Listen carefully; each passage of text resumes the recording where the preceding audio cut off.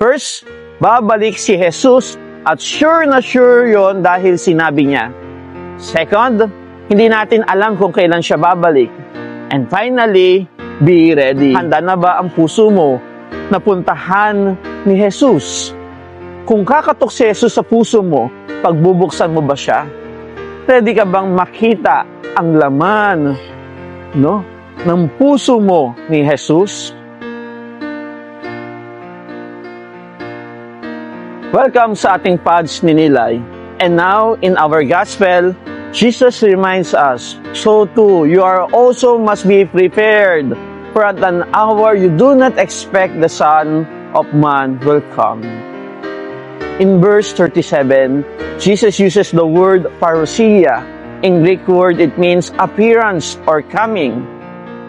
And in ancient context, it referred to a king coming to review and judge the loyalty of his vassal people.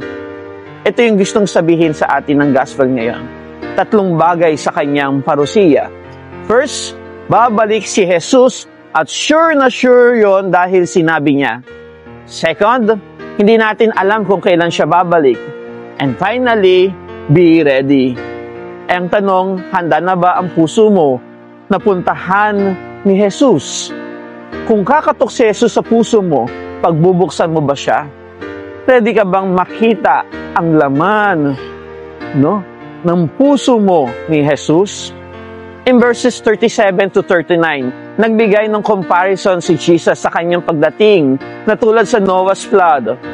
People were simply eating and drinking, marrying and giving marriage and working in their homes or business dahil ang understanding ng end of times ay peaceful and normal time. Sa normal na routine of life, it might be easy to forget the coming of the Son of Man. And the sin of the people, ginagawa na lang nilang normal ang mali. In our context today, nangyayari yung sinasabi ni Jesus, too much concern and preparation tayo sa Christmas and New Year's parties. Observe ninyo rin, kahit sa Christmas party, inuman, kainan, at yung games sinasamahan ng kahalayan. Jesus reminds us that there is something more important than parties, feasts, or weddings. Darating si Jesus o ang kamatayan sa hindi nating inaasahang oras. In verses 40 and 41, it reminds us that we need to be alert even while we work. The man working in the field and the woman working at the mill will be left because they won't leave their work. Mahalaga ang work because we need to provide for our family. Pero mayroong mas mahalaga sa work at ito yung coming of Christ. In verses 42 to 44, mahalaga na lagi tayong handa tulad ng banta ng magnanakaw. Nilak natin ang pintuan at bintana. Naglalagay tayo ng CCTV, binubuksan natin ang ilaw sa labas, tinatago natin ang mga mahalagang bagay. Alam natin na may darating na masama, pero kailangan nating maging handa. Alam nating busy tayo to prepare for external things for Christmas.